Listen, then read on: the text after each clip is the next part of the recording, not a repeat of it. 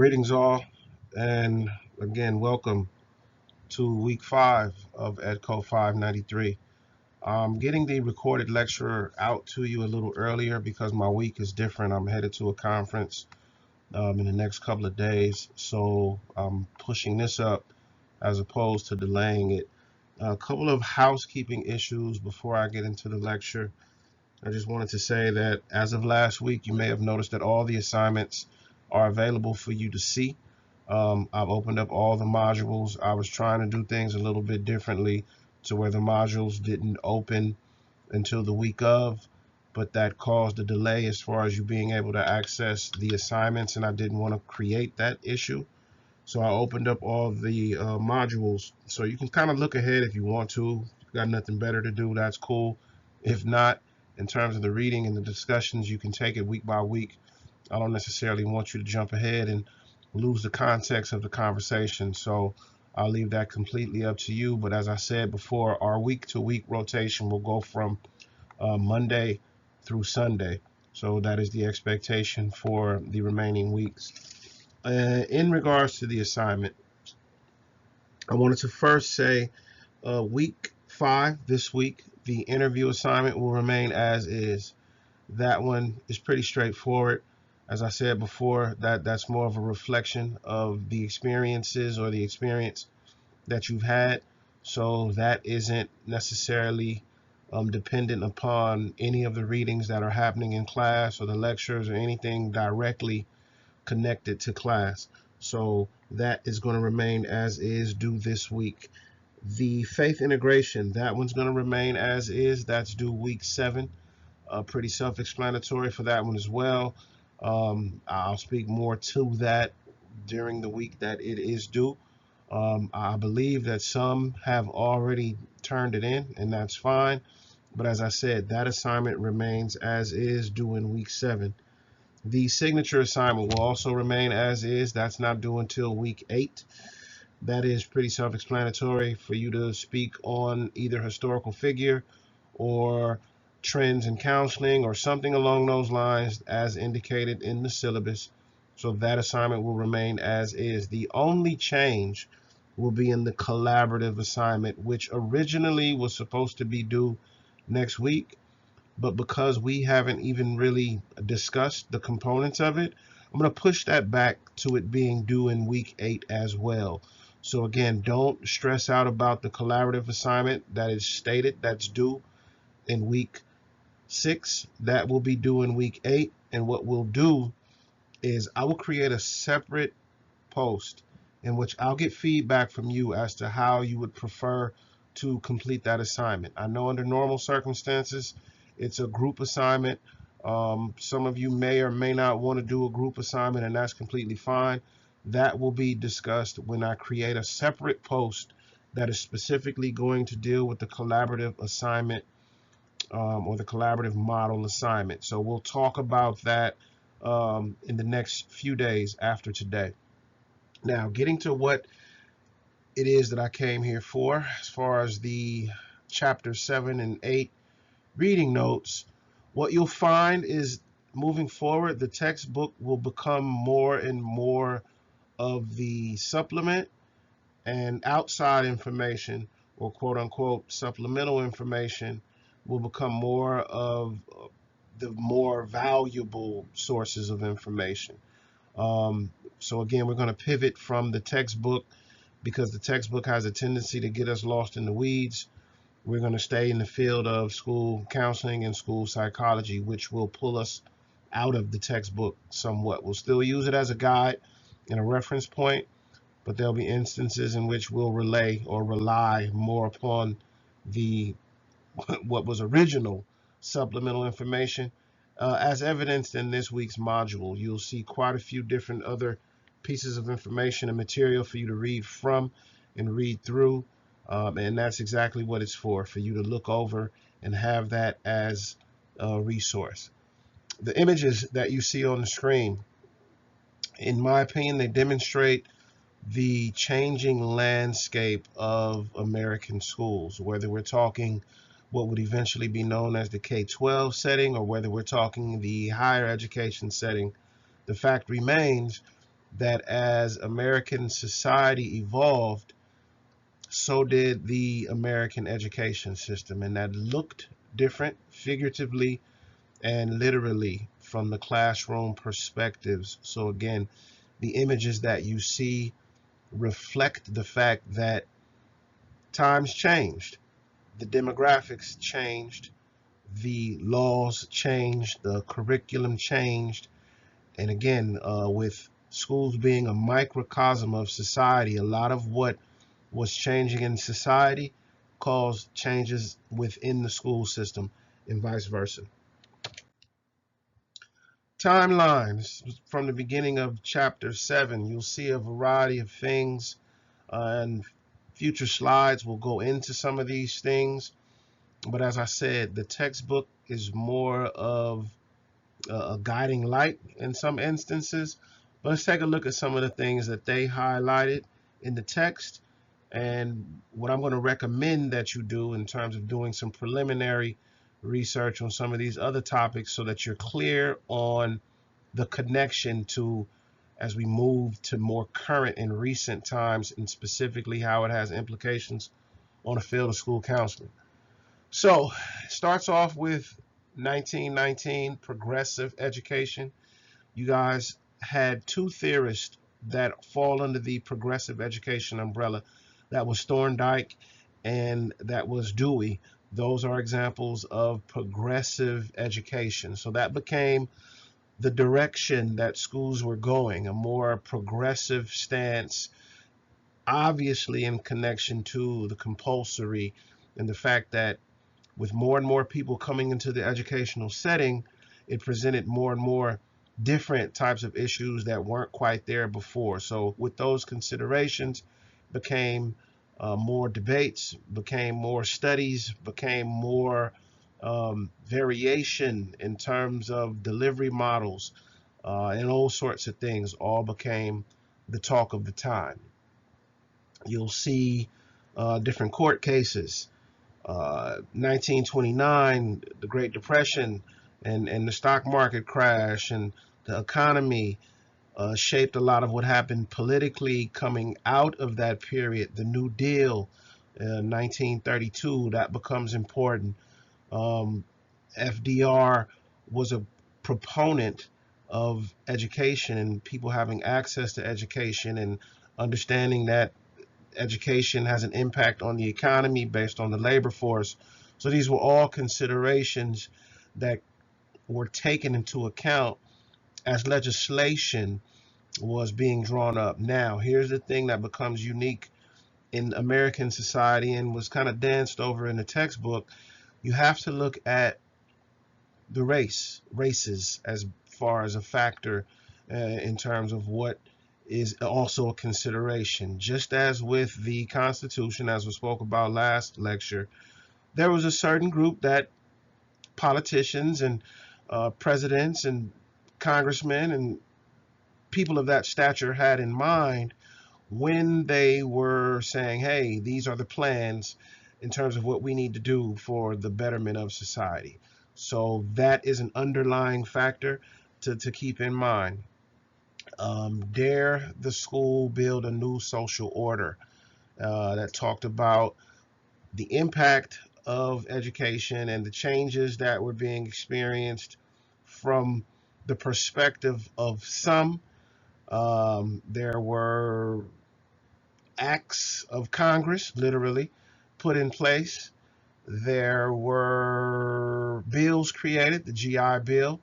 There was the institution of the loyalty oath, Pledge of Allegiance. There was the Board of Brown versus the Board of Education, which was actually, there was a case in California in 1947 that was the set the precedent for Brown versus Board. That was Mendez versus Westminster. If I suggest that you Google that and get an understanding of exactly what that was about. Essentially, again, that was a court case that set the precedent for Brown versus Board of Education that both addressed the issue of segregation, which stood on the foundation of separate but equal. So these are all things that were happening up through the 1900s. Head Start was found as being something that the government wanted to solidify nationwide. The Carl Perkins Act, which we'll talk a little bit more about in a few slides. Surgeon General became a consideration. So there were governmental offices and governmental departments and um, things that were happening. UNESCO, Sputnik. Again, we'll talk more about these things in terms of the implications to education. But as I indicated, there are a lot of considerations as we move closer and closer to more recent times. The structure of schools was changing. It was going from the one room class to now things being separated by grades to eventually junior high models or middle school models or high school models. Community colleges became a thing. I think we had touched on this in our last discussion or lecture, but this is where things really started to become more formal and more crystallized in terms of the system and how this would play a role, this period of time would play a role and get us to where we are at this point in terms of the structure. But we'll again spend a little more time in future chapters to break down some of the details, specifically as it relates to the college systems, specifically as it relates to implications to the field in current days. We're just trying to get out the fact that the concept of high schools and junior highs is about 100 years old. So that's was new at the time. So as I've always said, and I always say in any class, education is very dynamic, and we are still at the phases to where it's shifting for us even these days. But those types of things started to, as I said, crystallize in the early 1900s throughout the 19 up to now. Vocation became a focus in the 20s, actually into the teens. It dates back to the turn of the century with the Industrial Revolution. You look on the right side of the screen, it talks about this dare to schools to build a new social order and some of the key ideas of that book. It talks of schools being change agents for social change. It talked about the idea of social reconstruction. That's from a figurative and a literal sense as far as the community and the nation is concerned. They talked about teachers playing a role as political actors. They talked about progressive education, the emphasis on economics. Again, all of these things are connected and shape the ways and directions that school systems ended up going. Now, here's where we peek our heads in as far as school psychologists, our cousins, and school counselors. So here is something that I provided in the module. I won't spend too much time on it right now, but it's a timeline that goes over the history of school psychology. So some key individuals, some key points in time, some key events that shaped the direction as to the field coming into its own, splintering off from the American Psychological Association and becoming its own professional organization in the 50s. You'll see the first educational preparation program for school psychologists started at NYU. Here is the same information for school counseling. Again, you'll see we surfaced in the 1900s as the vocationalist and those most responsible for pointing individuals in the right direction as far as vocations are concerned. Now, what's important to realize is this was happening during World War I. This was happening during World War II. This was happening at the same time of the GI Bill and the importance of military personnel be pointed in the right direction, or excuse me, being pointed in the right direction as far as their vocation. So we played a pivotal role in assisting those that were being drafted into the military for those wars, so that we were assisting in not the selection, but again, pointing them in the direction as far as vocations are concerned. Around the same time, and you'll take another class that deals with assessment, this is when items such as the ASVAB became important. So we were the first administrators, I say we as in school counselors, were the first administrators of the ASVAB in conjunction with the military, again, because of the role that we were playing during war times and the directions that we were pointing individuals as it relates to vocations. But we were instrumental in the usage of the original ASVAB. So again, this timeline kind of takes us through specifically the field of school counseling. We'll break this down a little bit more next week as we speak specifically about the organizations and their formation and how important they've been to the field of school psychology and school counseling. Again, this reiterates some of the key figures, some of the key years, some of the key reasons as to why, for example, school counselors came into being, organizations that are important as far as today is concerned. I'm sure you guys have all heard of the California Commission on Teacher Credentialing. I'm sure you've all heard of CAS, NASP, ASCA. I put the seal for Azusa Pacific, says that it was founded in 1899. Bonus assignment, what I challenge you to do or suggest you do is look at the history now specifically of Azusa Pacific to see if you can trace exactly how it was born. A lot of universities and institutions started off as normal schools.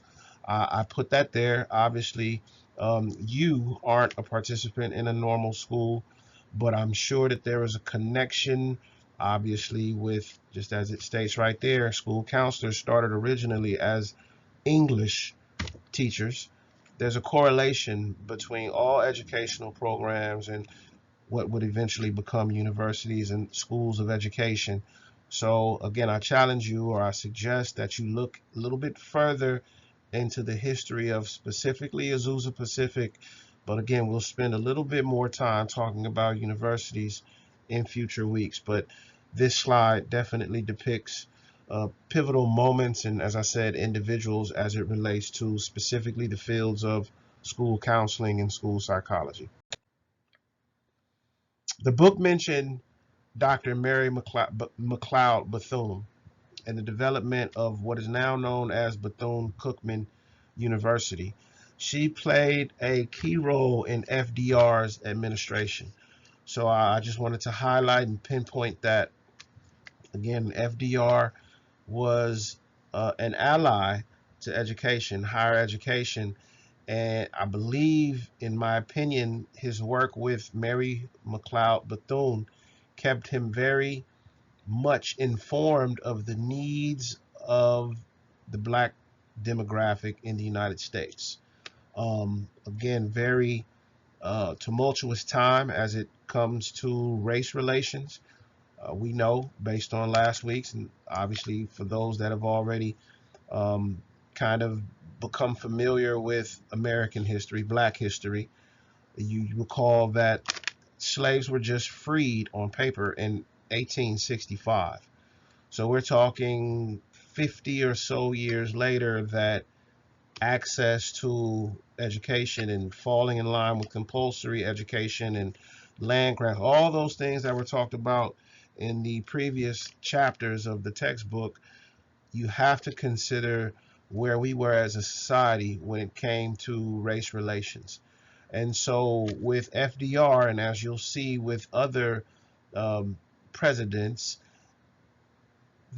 they were mindful of the fact that something had to be done for all citizens as opposed to just some citizens. So I highlight the fact that Mary McLeod Bethune was a key figure that worked closely, starting with FDR's administration, pretty much going throughout the remainder of her life.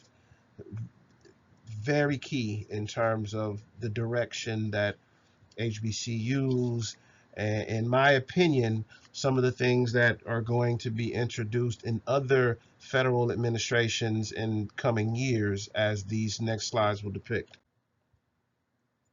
The New Deal, this was talked about almost extensively in the textbook, but you'll see this was coming out of the Great Depression, and it created a lot of coalitions. It created a lot of organizations.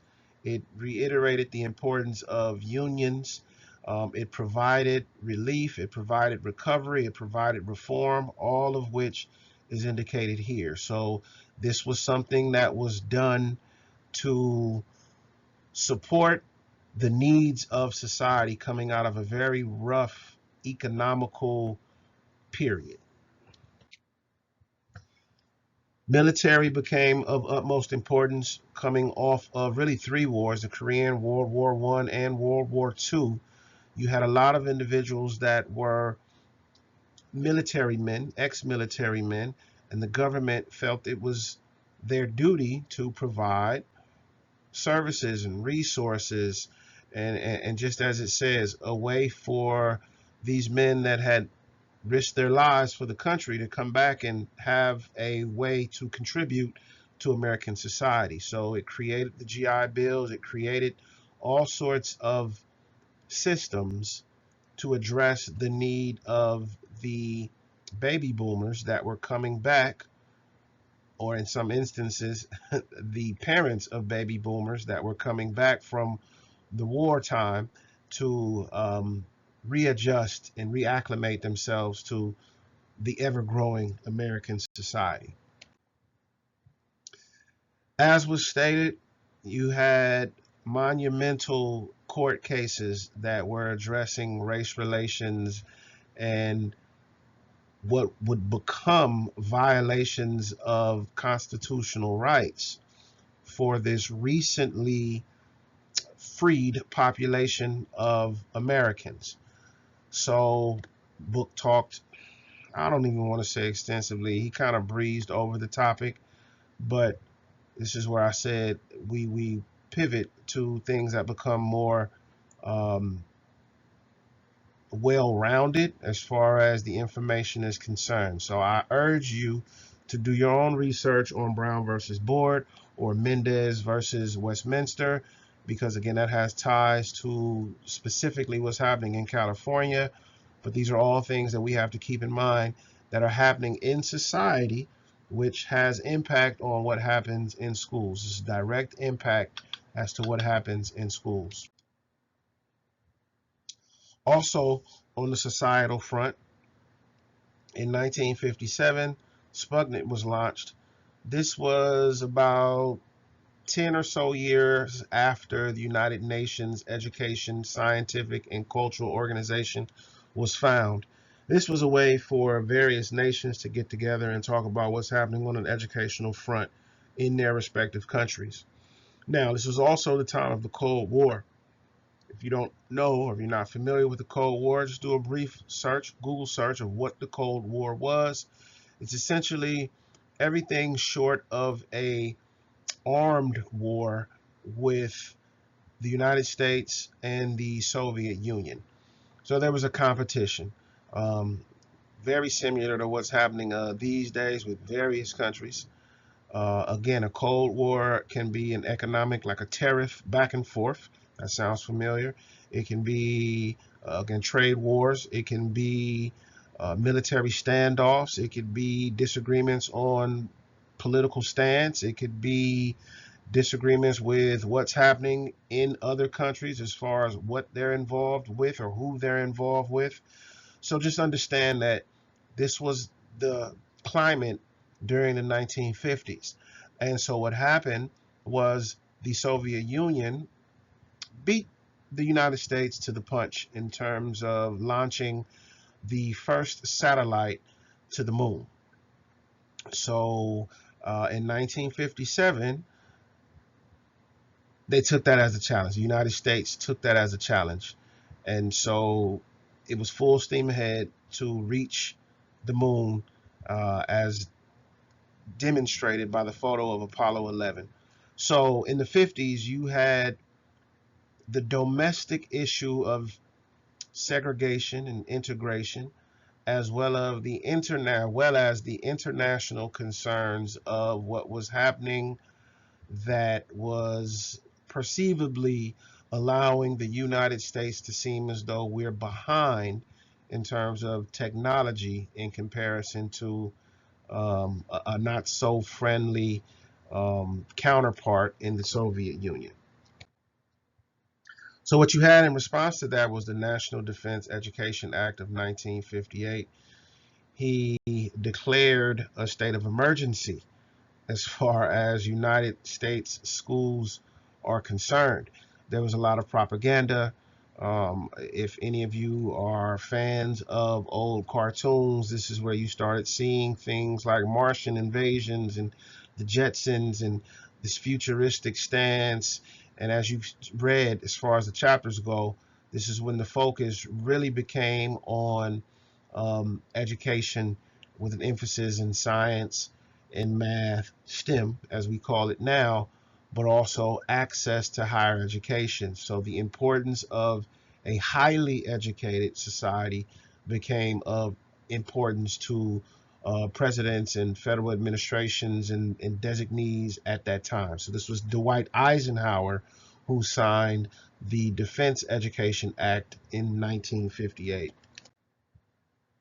This is chapter 8.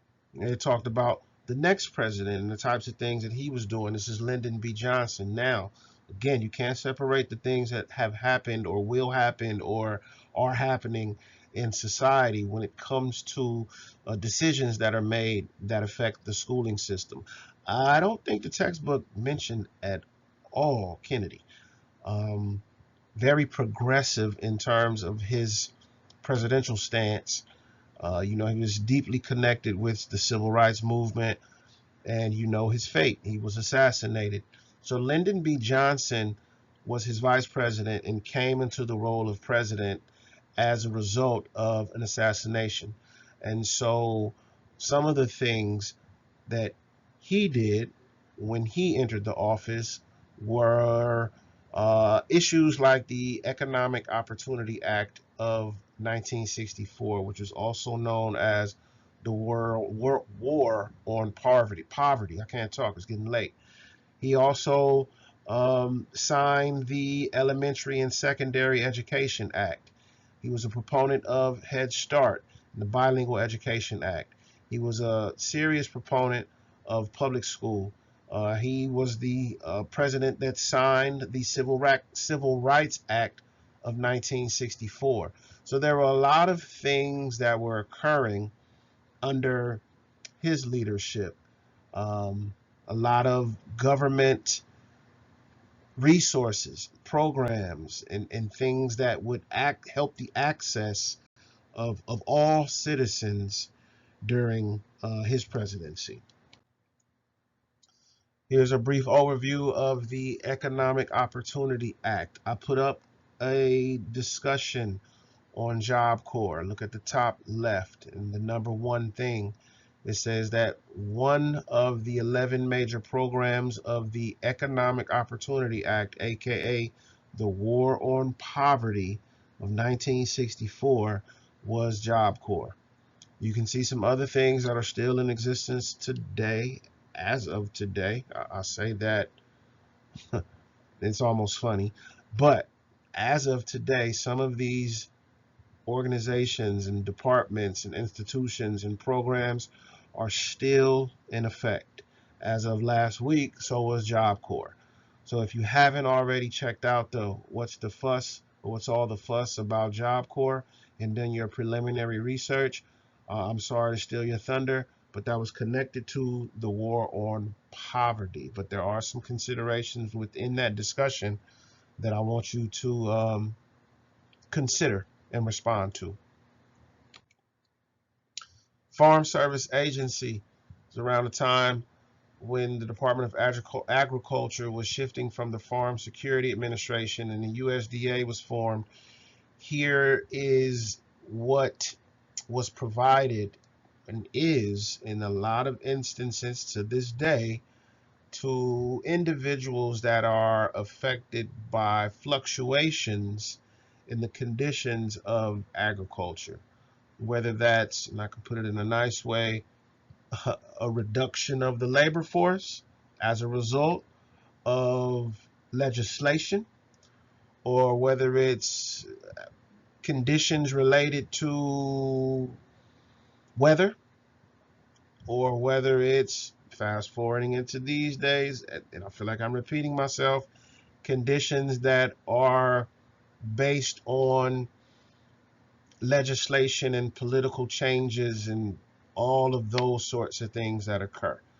So there's a government agency that comes to the rescue of those that fit the criteria to receive their assistance and bailouts from the agricultural standpoint of American society. The civil rights movement and the things that were happening is connected to equal access to the American dream. Um, Different regions within the United States saw different types of fights as it concerns civil rights. In the South, you had what was typically and statistically more African Americans fighting for their rights. In the Western region, you had more Latinx, Hispanic individuals fighting for their rights because of the racial makeup of the different regions. Again, if you're looking at westward expansion, you look at the native inhabitants of certain land, you look at, again, just the demographic shift of what was occurring, you understand how certain demographics are dispersed in the United States.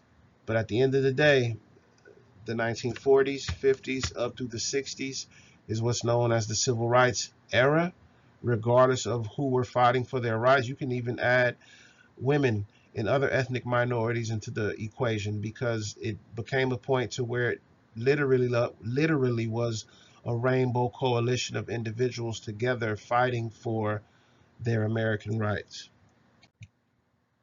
The Civil Rights Act of 1964, you'll often hear references to Title VI, Title VII, Title II, emphasize voting rights and desegregation of schools.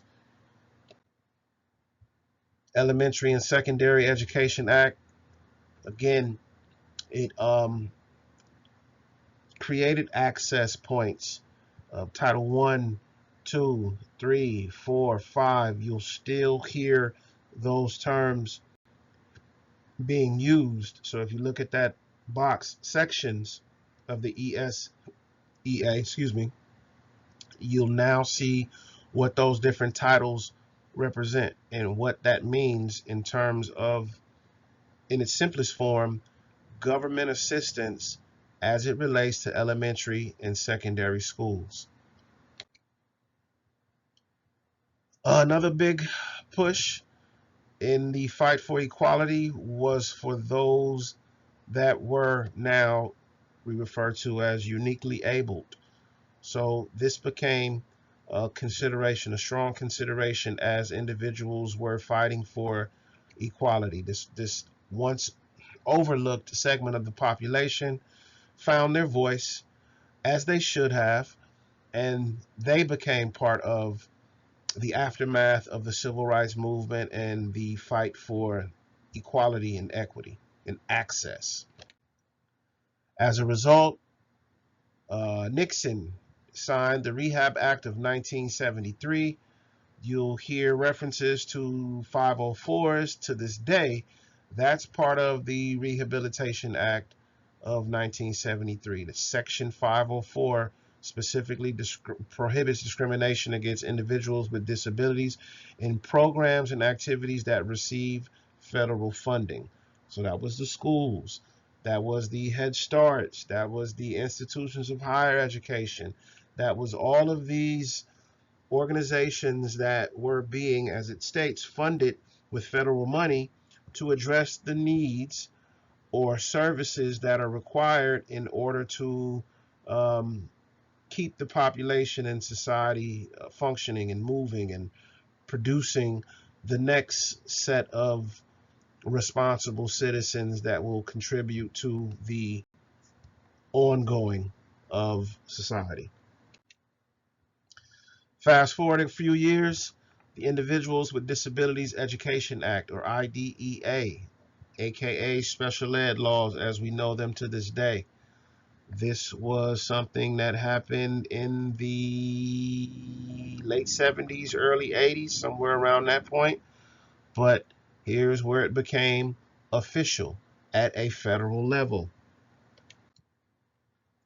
Dewey Perkins, or Carl Dewey Perkins, a big proponent, major proponent of vocational education, um, started in 1983 with the Perkins Act.